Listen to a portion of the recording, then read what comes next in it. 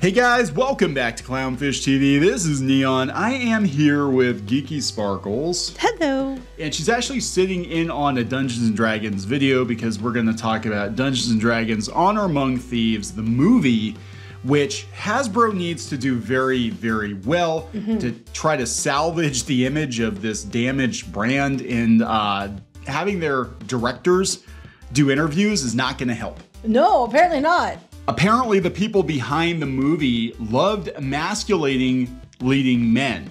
So Chris Pine is supposed to be the lead in this movie, but apparently his female co-stars are going to be the ones that actually do all this stuff because, of course, you know. We have whatever that is, Raven gone wrong. We have, low budget Black Widow. And this is like Xena meets Valkyrie? Yeah, apparently. It's, look, some people are raving about the trailer. I thought it looked boring as hell. If I wanted a Dungeons & Dragons movie, personally, because I'm old, I would like the original cartoon cast. I'd like it to be done like that Brazilian car commercial. Yes.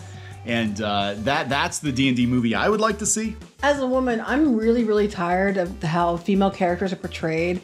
That it's gotten to a point that the only way female characters can be strong is if the male characters around them are dumbasses. Yeah. And that doesn't mean you're strong. It just means that they're handicapped to give you, and that's not cool. I mean, that doesn't put you on their level. You're not beating, that. I mean, steel isn't sharpening steel. You're given a sharp blade and they're given a dull one and then told you're the winner. It's just not, no. Yeah, so we're gonna talk about affirmative action. We're gonna talk about this because, again, this movie needs to perform very, very well. It's being produced by E1, which Hasbro's in such a bad state right now. They've actually put E1 up for sale. Yes.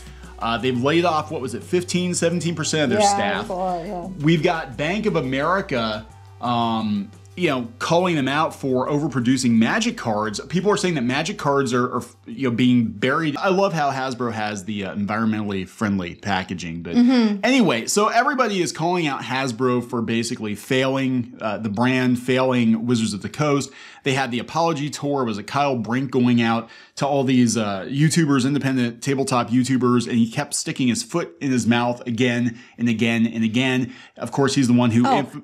You're misunderstanding. They had to handicap him to make their female employees look stronger. Yeah, right. And their CEO. Put him in the crosshairs so they can get rid of him. Yeah, he's the one who said that he couldn't wait until all the straight white dudes got out of the hobby so, more diverse people could come into the hobby. Whether or not he meant it the way he said it, the point is he said it and a lot of people got pissed off. After the OGL controversy, every other tabletop system has increased in sales. In fact, I have a friend of mine who's been a lifelong D&D player publicly saying that he's switching to Pathfinder and that's it, and a lot of people are doing that. So they really need this thing to be a hit, and having the people behind the movie come out and say that they deliberately emasculated the male lead is not going to help sell tickets at all.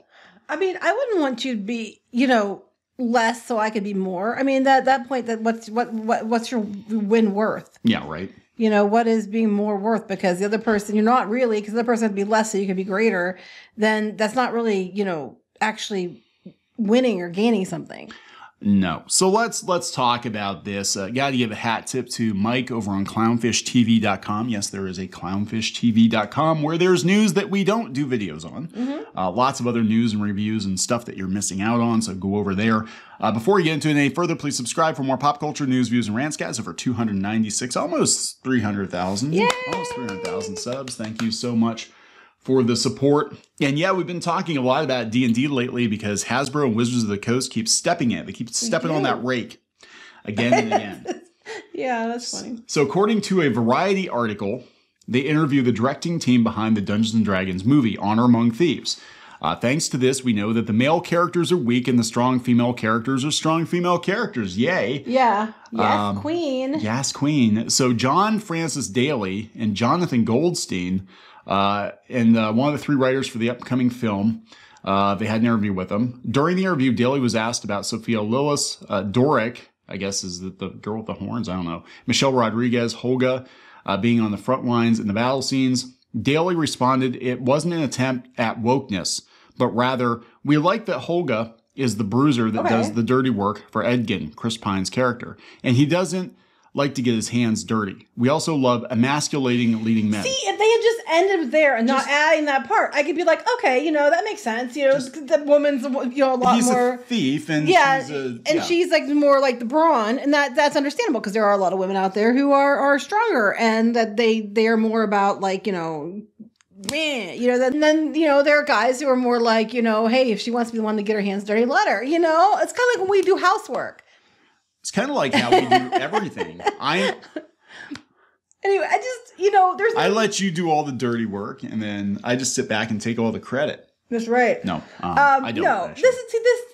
this a lot. They had to add that. We love emasculating leading men. That's where you didn't need to put that there. If it was a joke at this point in time, where the Dungeons and Dragons brand is right now with a lot of fans, that was not the correct thing to say. No, I mean, if you'd left it as what they said, then people would have been like, okay, he's a thief character, right? So he doesn't like to get his hands dirty. He's going to have somebody else, and she's physically strong and is good out there, and that makes sense. Okay, fine, leave it at that, but not like, oh yeah, we also love emasculating leading men. And I'm like, now are all of the men in this going to be emasculated, or just the white one?